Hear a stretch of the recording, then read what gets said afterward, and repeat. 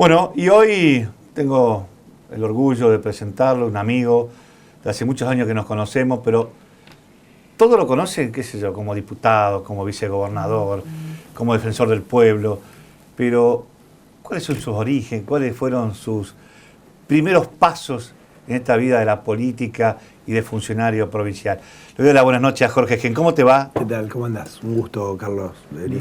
La verdad que esto es como en el programa de Jay Mamón, que todos los famosos quieren ir. Bueno. Yo lo miraba y yo decía, algún día tengo que estar. Yo quiero estar. Me parece nunca muy te bueno. dije nada. Bueno, pero viste que uno va buscando personajes, porque uno quiere ir desde la cultura, de la política, de los políticos, también, digamos, todos que puedan contarnos algo para que la gente...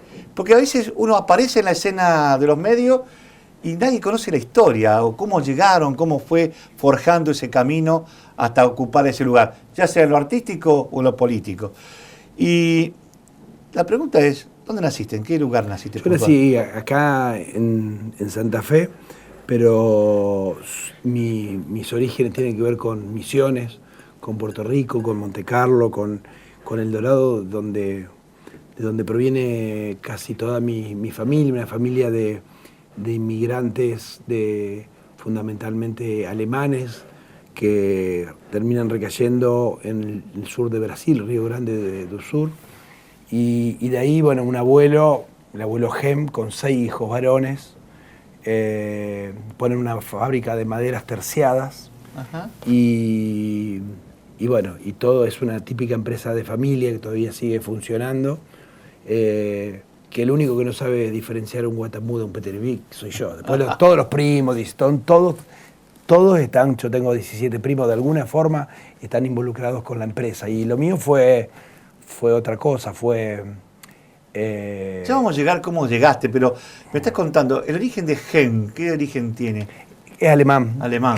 Alemán. La empresa Genter, que es Gen Terciados, que, bueno, pasó con todos los vaivenes de una economía y de una dirigencia política que no supo dar reglas de juego. Entonces, claras, hoy le preguntás a los 6 hermanos, son 6 hermanos varones, Carlos, uno de los cuales es mi papá, le decís de invertir y literalmente se largan a llorar.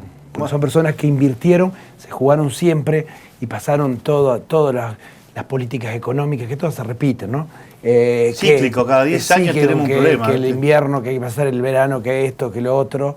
Y está claro que los empresarios como mi viejo y mis tíos, pero muchos más, que buscaban que la empresa sea rica, empresa rica con empresarios pobres, no empresarios ricos con empresas pobres. Jugaban todo a la empresa.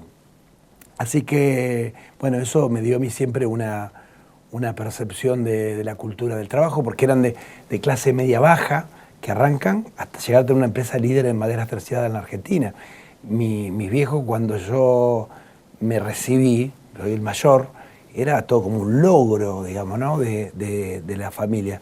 Es de la familia de la movilidad social. Yo no sería nada, Carlos, pero nada, sin haber tenido los viejos que tengo. ¿Y dónde estudiaste la primaria? ¿Dónde hiciste la primaria? Yo hice la primaria y secundaria en el colegio La Salle, Jobson. Una escuela que me ha dejado una gran cantidad de amigos y también Sí, una institución, a ver, señera, pero aparte con mucho peso en Santa Fe. Sí, con mucho peso. Una escuela, un colegio que tiene toda una tradición de hace mucho tiempo y que, reitero, me ha dejado buenos recuerdos de los profesores y profesoras. Era en otro tiempo, era el tiempo donde vos no se te ocurría decirle a tu vieja, mira mamá, retala a la maestra porque no era lo peor que te podía pasar. Claro, Pasaba que mi vieja era una persona que iba al colegio a hablar con el profesor y le decían a Jorge exíjanle más porque Jorge tiene todo. Yo soy una persona que agradezco la vida porque tuve una familia espectacular que siempre me contuvo, reglas de juego. Mi mamá era una persona muy, muy exigente, una persona que cuando miraba uno le daba cosa. Y en la escuela uno tenía que andar bien. Y yo me sacaba un 7.50 o un 8 y me decía, vos podés más. Claro. Vos podés más porque vos tenés todo para hacer. Hoy pareciera ser al revés, pero era así. Eso de decirle a mi vieja, si iba a profesor iba a decirle lo contrario. Y nunca se me hubiera ocurrido, pero ni por casualidad, decirle, che, mamá, anda a decirle al profesor porque la iba a pasar mal. Claro. Ahora, terminaste la secundaria y ya empezaste a un poco a ver el tema de la política o ya estaba, o no, todavía no era el momento. No, yo termino la primaria en el 81. Es decir, que empiezo la secundaria con todo el renacer de la democracia. Inmediatamente desde ese lugar tuve esa pasión por la transformación. Muchos se acuerdan de que yo ahí, de haber dicho, me gusta la política, quiero ser gobernador de la provincia de Santa Fe. Era el auténtico caso de la vocación y de una situación donde pareciera que la vida se ordenó como para que yo pueda lograr objetivos que tenían que ver con esa pasión. ¿En la secundaria ya había algunos eventos? ¿Había centro de estudio? Sí, participé lógicamente del centro de estudiantes. Me acuerdo que una vez hubo, durante 3 o 4 meses, tuvo un proceso que terminaba en una reunión que era una asamblea legislativa de diputados y senadores y había que votar. Y yo terminé siendo el presidente de esa asamblea, con toda una cuestión, eran 90 personas, se ve que alguna habilidad para la rosca ya tenía desde ahí. Y bueno, lógicamente que bueno, uno se acuerda, después me tocó ser presidente del Consejo, del Senado, entonces esa práctica la adquirí, esa cuestión de intentar mantener el control en la Cámara. Sí, desde chico yo tenía esa vocación política pero muy clara. Pero terminaste yendo después a la universidad para estudiar abogacía. Sí. Entonces, y ahí sí creo que ya la política estaba más latente, más presente, sí. Y ahí o jugaba o no jugaba. Bueno, cuando llegaste, ¿quién fue lo que te tentaron? ¿Lo de Franja? ¿Quién? No, yo ¿Cómo? nunca era militante radical, pero más del barrio. Antes había una interna, creo que todavía la sigue habiendo, pero entre la Franja y la Juventud Radical, digamos, ¿no? Sí. Uno más con regambre universitario, el otro más con regambre en el comité. Sí, en el territorio. En el comité, en el territorio. Yo venía de la militancia más barrial. ¿Y te acordás de algunos dirigentes que te hayan convocado en la barrial a sumarte? Sí, cómo no. Julio La Palma, yo espero que el hijo, que es una anestesista, se acuerde. Una persona que hoy no está, que fue candidato a intendente, una persona formada y que para mí fue una referencia clara, ¿no? Yo tengo una foto de Julio siempre cerca, porque era una persona... Fue que te arrimó, digamos, que te puso, te dio el Yo me la mano. Me acerqué, tenía y tengo una quinta en Montevera, una quinta de mis padres, y siempre para llegar a las casas de mi viejo en Guadalupe pasaba por Javier de la Rosa, que estaba Gorriti, y de ahí llegaba hasta la Costanera. Y siempre pasaba por un comité que había ahí de la seccional 12. Y un día me paré el auto y me bajé, frío, sin nada, viste esa cuestión de a quién conozco, hola, quiero militar, mucha gente se acuerda, porque además, Carlos, hice todo el recorrido. Bueno, un día le dije a mi viejo papá, lo mío es la política, mi viejo tenía expectativa de que yo trabajé en la empresa, abogado, y no, siempre empecé desde el comité, siendo presidente de la seccional 12, que era Guadalupe. De ahí en adelante ocupé, yo diría que casi todos los cargos, hice todo. El caminito. Todo el caminito, desde el delegado. Y eso, a ver, decime el año más o menos que arrancaste ahí con la 12. Y ahí ya, a mí me sacudió fuertemente el 87. Bueno, tuve la posibilidad de conocerlo a Alfonsín desde muy pequeño. Primero por una relación familiar con mis viejos, y también porque cada vez que Alfonsín venía a Santa Fe, mis viejos tenían una camioneta verde, que por ahí la veo en la ciudad, que inclusive la persona que lo tiene le pone camioneta, una Chevy Van verde, que si alguno lo ve, que esté atento, y él la vende como aquí estuvo Alfonsín. ¿Qué pasaba? Estaba bien armadita, y cuando venía, el Changi Cáceres, Santiago Mascheroni, Luis González, que eran los que andaban, algunos que no están y algunos quedaron, todavía siguen todavía por ahí. Me dijeron, bueno, ¿cómo hacemos para conseguir una movilidad cómoda? Y bueno, digámosle a Jorge, que era un militante muy jovencito, y yo chocho. Era el chofer, pero conocí, Carlos, la intimidad de Raúl. La intimidad, y estuve muchas horas, porque recorría toda la provincia, era el chofer militante, digamos. Claro, ¿no? bueno. Entonces... ¿Sabes cuánto vale ese lugar? ¿Sabes lo que vale eso? Carlos, yo tengo recuerdo de lo que decía, las preguntas porque yo aprovechaba para preguntarle, y la referencia de la memoria es el lugar donde se lo pregunté. Por ejemplo, me acuerdo de la Fuente de la Cordialidad, ahí le pregunté qué sintió al decir felices fiestas. ¿Te acordás? Ese famoso discurso que él me dijo, hay cosas que en este momento la sociedad no me va a entender, y que después sí. Y yo en ese momento hay cosas que no entendía, de arreglos, porque uno es joven y uno va a decir, no, que vaya y que juzgue. Y vos y después me tocó estar en el gobierno. Y el otro lado del mostrador. La medís. Claro. Porque además vos tenés que tener convicciones, pero también tenés que tener la responsabilidad necesaria para hacerte cargo de tu propia decisión. Tiene que ser sustentable. Yo digo, no le voy a pagar a los colectiveros, soy intendente de la ciudad. Y me hacen paro 5 días, y vos estabas muy contento con mi bravuconada, pero al rato me decís, che, no se puede arreglar porque tengo un problema terrible. Claro. Es que en la política también es acuerdo y es consenso. Y Alfonsín ahí me dijo, no, en esa charla que yo la guardo y algún día me gustaría escribirla, me dijo, hay cosas que hoy no se van a entender, pero en el futuro fue así. No me parecía en ese momento algo... Uno mira siempre al futuro y nunca pensé, porque Alfonsín termina con un proceso muy, muy traumático. Yo siempre digo, hubo un golpe de estado económico, y sin embargo, el día que murió, yo era presidente del Consejo Municipal, y es como que me fui solo, me tomé un colectivo y vi Callao lleno de gente, ¿no? Un tipo honesto, decente.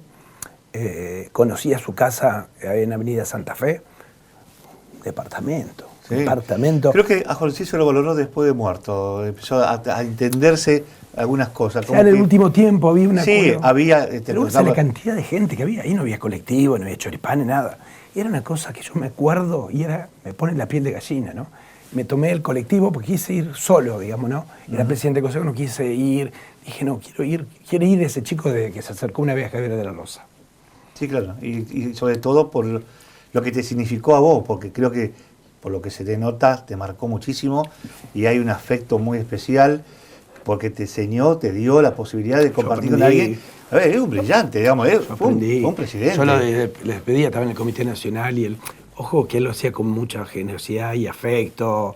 No, digamos, yo era un militante de Santa Fe, ojo, no quiero ponerme en un lugar que la relación que había construido con él no me la daba, digamos. Después fui construyendo mi propio camino, inclusive muchas veces me pregunté, digamos, qué hubiera pasado si estaba el viejo, ¿no? Es una persona que siempre digo, yo hoy estoy cumpliendo una función de la Defensoría del Pueblo que honro, y entonces evito hacer manifestaciones que me metan en un lugar que que tiene que ver con la política. Con la política, ¿no? Pero sí digo que haber tenido una referencia como Raúl Alfonsín compromete, porque ha sido una persona que era reconocida desde lo ético, aparte un hombre bien, un tipo que íbamos a comer y pedía un plato de pasta sin salsa, tipo sencillo. Y yo tuve esa posibilidad de escuchar, ver, por ejemplo, salir después de un acto, con lo que implicaba el tipo brillante, nosotros vamos a Constituir, y salir después, y yo tenía que salir un ratito antes, y se subía a la camioneta, y una exhalación, y esa parte que no la ve, que después de sale la cortina, claro, del otro lado, y qué tal, gustó, ¿no?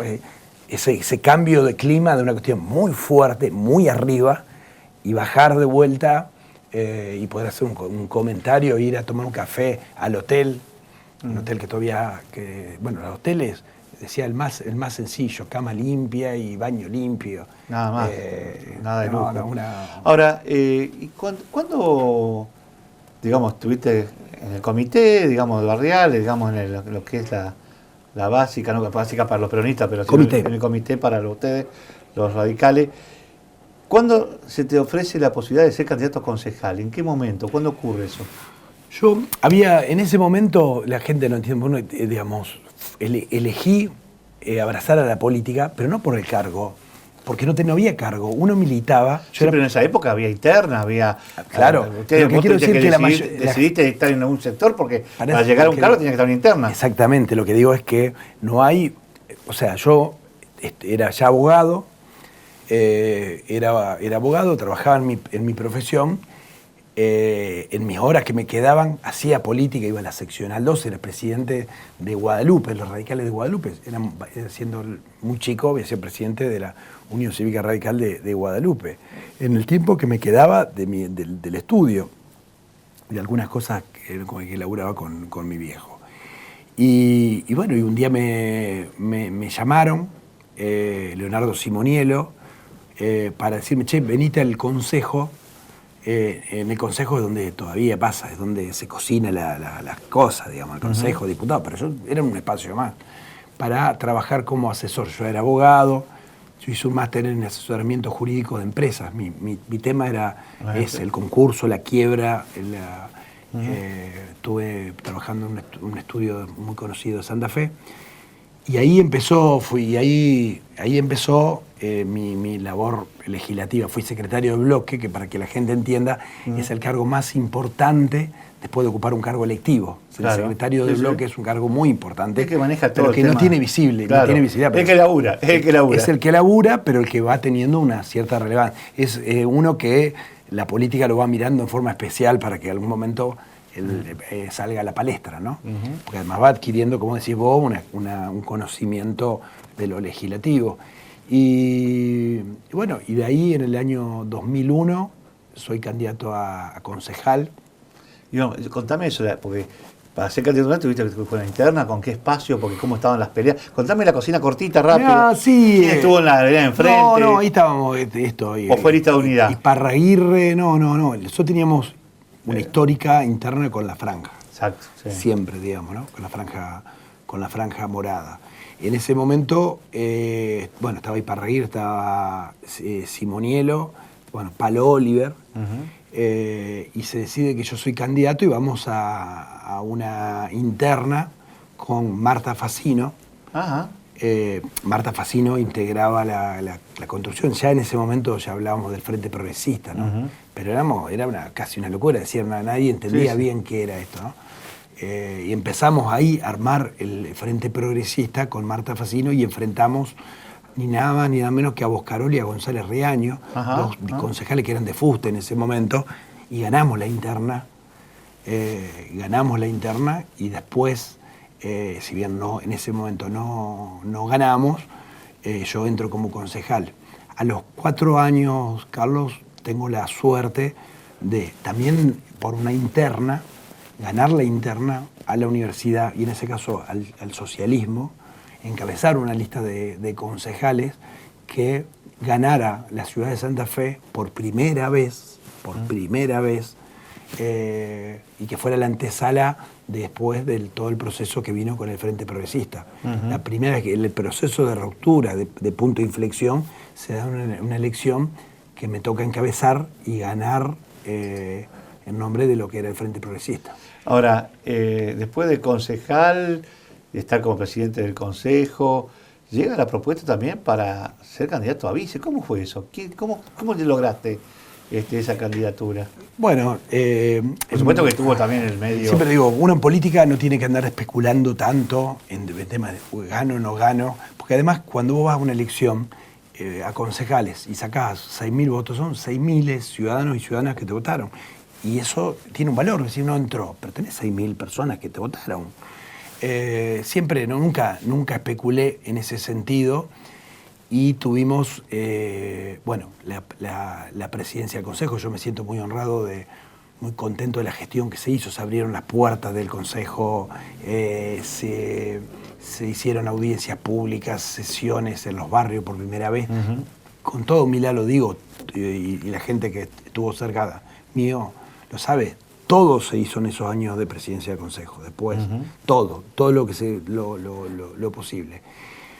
Tenemos... Pero contame, porque tenemos poco tiempo y quiero llegar hasta el final. ¿Cómo surge la candidatura a vicegobernador? Que también te puso en un lugar, porque tuviste una impronta especial, no fuiste un vicegobernador común. Viste que los vicegobernadores pasan desapercibidos. Vos le diste un juego de recorrer toda la provincia. Recorrí toda la provincia. Y con los temas puntuales, digamos. Sí, y además sabiendo de que el vicegobernador tenía que apuntalar al gobernador. Era un lugar común entender de que el vicegobernador se peleara con el gobernador. Bueno, ustedes saben que eso es más común que... Sin embargo, más allá de mi pertenencia partidaria, entendía que la lealtad con la gente era reconocer el lugar que la gente me había puesto, que era vicegobernador, no gobernador de la provincia.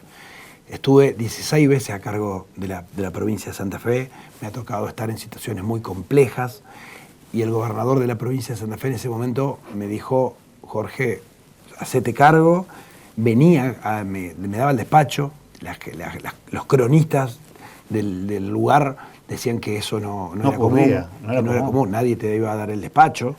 Yo me daba el despacho y me daba el temario de las cosas que iba manejando tachadas. Las reuniones de gabinete se hacían igual, había una calidad institucional importante. Pero la candidatura surge a partir de que había el acuerdo era socialismo radical, Rosario Santa Fe.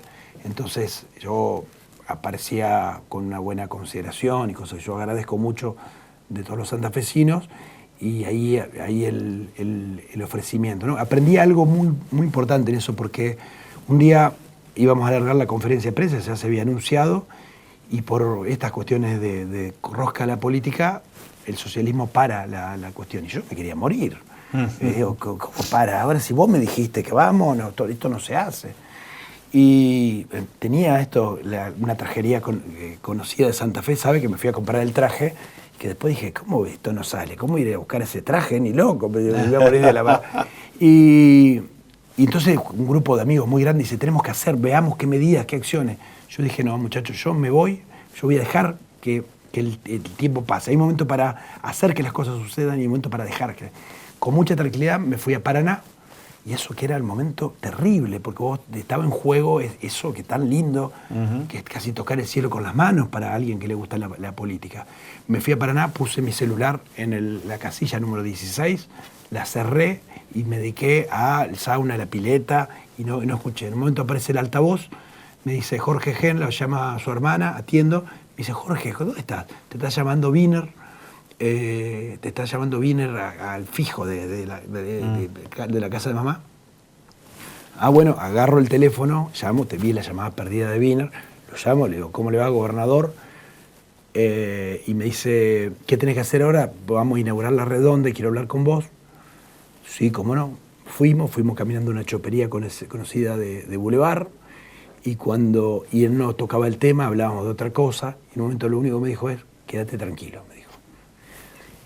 Y al otro día se ordenó todo, por René Bonfatti, salió todo en la cuestión. De a veces, cuando te apurás para hacer cosas, podés meter la pata. De a veces, lo que abunda daña, en términos de intervenciones políticas. Vos decís, no, hagamos 15 cosas, que uno vaya, tipo los simuladores, atrás de tal lado, el otro que escuche, que salgamos a jugar. Y yo hice todo lo contrario. Y sí, hoy me doy cuenta de la cantidad de cosas que podría haber hecho, donde podría haber metido la pata. Por ejemplo, me llamó una radio, que en ese momento era claramente de otro lado, para tirarme la lengua, y yo en ese momento, claro, uno estaba, porque realmente habían hecho algo que no se hacía. Que no se hacía. Que no se hacía. Una declaracioncita... Te hubiera metido la pata. Y en ese momento se valoró mucho que yo haya mantenido el equilibrio frente a una situación que, reitero, me habían dicho, se había anunciado todo y me pararon una conferencia de prensa. Nos quedan pocos minutos, pero quiero sacarte 2 o 3 conceptos, porque después de esa gestión de gobernador y todo lo que ha sido tu paso por la legislatura, te llega la propuesta para ser, digamos, el defensor del pueblo adjunto en Santa Fe, y hoy, por la circunstancia, a cargo de lo que es la Defensoría del Pueblo. La pregunta voy a ser dura. ¿Cuál es realmente lo que más se utiliza de ese organismo en beneficio de la sociedad? Todo. Y aparte yo le puedo asegurar con mucha humildad a todos los televidentes que están ahí que en los próximos tiempos van a sentir que hay una defensoría cercana. A mí me gusta una defensoría de los organismos internacionales, todo muy bien, los derechos convencionados, pero que esté en el barro, que esté en el barro. La Defensoría del Pueblo tiene una ley que autoriza, que lo sepa el ciudadano y la ciudadana, a interponer una queja cuando la EPE, aguas provinciales, hemos estado con el tema de aguas, la caja de jubilación, la obra social, la provincia, la salud, cuando no me atendió bien el enfermero, a mi mamá que estaba enferma. Hay un centro de atención a la víctima con psicólogos, psicólogas, asistentes sociales, abogados, para atender a ese personaje tan olvidado del delito, que es la persona que padeció un ultraje. Hay un centro de mediación histórico donde todos los grandes problemas de la ciudad, por supuesto que es confidencial, todos los grandes problemas de la ciudad han pasado por esa instancia de mediación. Hay un centro de salud, hay una defensoría de niñas, niños y adolescentes, hay una gran cantidad de herramientas, pero además pusimos en movimiento una oficina móvil, estuvo en Los Troncos, estuvo en Barrio Dorrego, estuvo en Santa Rosa de Lima, estuvo en Alto Verde. No, va a Reconquista, la vi en todos lados. Y va al norte y está también en el sur. Y la verdad que cada vez que voy, porque yo voy a la oficina móvil, me encuentro en la oficina móvil, por más que la gente lo agradece, es más lo que aprendo que lo que la gente pueda dar, porque me lleva una percepción de Santa Rosa Lima y su problema de las cloacas, el problema registral que tiene Alto Verde, la situación de los vecinos de Dorrego, de inseguridad, donde, digamos, cuál es el tipo de delito. No hay otra forma de conocer lo que pasa que estando cerca y estando cara a cara.